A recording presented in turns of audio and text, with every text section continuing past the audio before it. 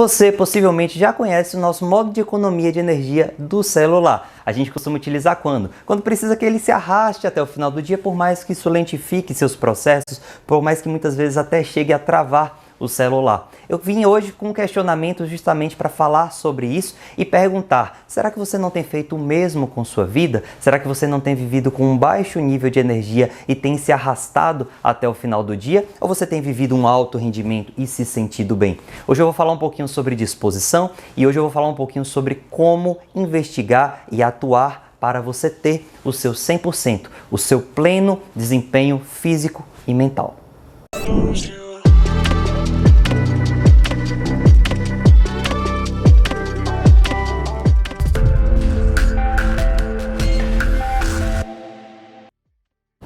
Muito bom dia, boa tarde ou boa noite. Para quem não me conhece, meu nome é Ciro Ventura, eu sou o médico idealizador daqui do Instituto Ciro Ventura e é um prazer estar vindo falar um pouco com vocês sobre como melhorar sua disposição, sobre como investigar o que está fazendo você não trabalhar no 100%.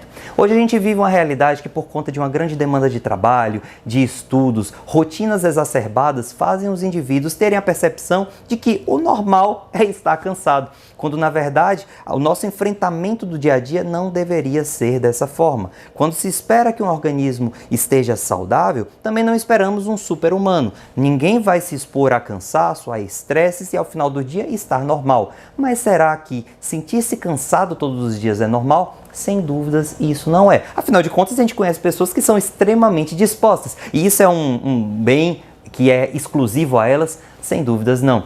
Porém, precisamos ter atenção a diversos pontos que podem, então, influenciar direta ou indiretamente na disposição. E esse é meu papel, explicar um pouquinho disso para vocês. Quando a gente tem um olhar apenas biológico, pessoal, a gente se atém muitas vezes a alguns pontos como nível de hidratação corporal, níveis vitamínicos, minerais, níveis hormonais e sem dúvidas essa é uma abordagem que vale a pena. Por quê? Porque é muito prevalente a gente pegar indivíduos com alterações dos níveis de ferro, alterações dos níveis de complexo B e isso está desencadeando toda aquela sintomatologia. Ou mesmo um paciente com alguma disfunção hormonal, carência de hormônios tireoidianos, hormônios sexuais, testosterona, dentre tantas outras causas que podem interferir diretamente na nossa disposição, no nosso rendimento e vitalidade. Então, quando a gente fala de uma forma ampla de tudo isso, é importante que também seja feita uma investigação ampla. A gente não consegue, numa primeira consulta, focar em apenas algum ponto e eu também não sou maluco de querer culpabilizar apenas alguma questão.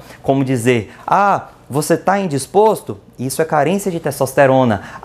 Você não está se sentindo bem? Sem dúvidas é por tal motivo. Pois muitas vezes a causa ela é multifatorial. E se a gente não tem esse olhar amplo, tratar apenas um dos pilares que pode estar comprometendo a vida daquela pessoa, sem dúvidas não vai frutificar tão bem quanto a gente espera e vai ter uma pequena melhora na qualidade de vida. E não transformar a vida daquela pessoa, que é a meta da gente quando a gente pensa em vitalidade, longevidade e uma vida com muito prazer e bem-estar.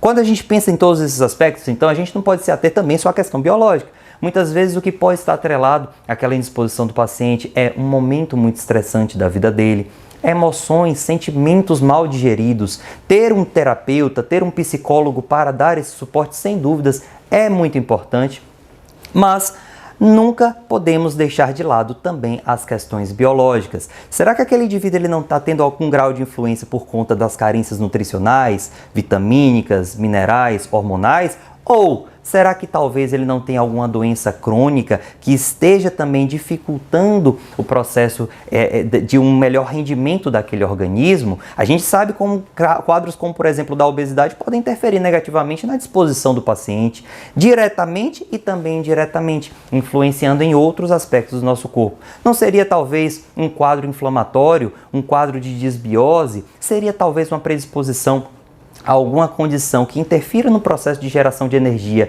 que a gente pode muitas vezes investigar por um teste genético e saber o que está provocando aquilo naquele paciente? Como vocês podem ver, a abordagem ela é ampla e extremamente categorizada por aspectos da nossa vida. Se a gente se atém a apenas um exame de sangue, um resultado, e não investiga de fato aquele paciente, sem dúvidas a gente se limita, e quando a gente se limita, a gente não consegue entregar o melhor da gente. Então, como vocês podem perceber, nós somos seres extremamente complexos, e atuar em apenas um único pilar de tantos que são necessários faz com que a gente não consiga intervir adequadamente e nem frutifique da forma que o paciente espere, não transforme a vida da forma que ele gostaria. Então, se apoiar, como eu disse, em apenas um pilar, muitas vezes desencoraja, desanima por não ver um resultado e não ver uma saída, uma solução para aquela indisposição, para aquela queixa daquele paciente. A partir do momento, então, que a gente consegue ter um olhar amplo e atuar também de forma múltipla,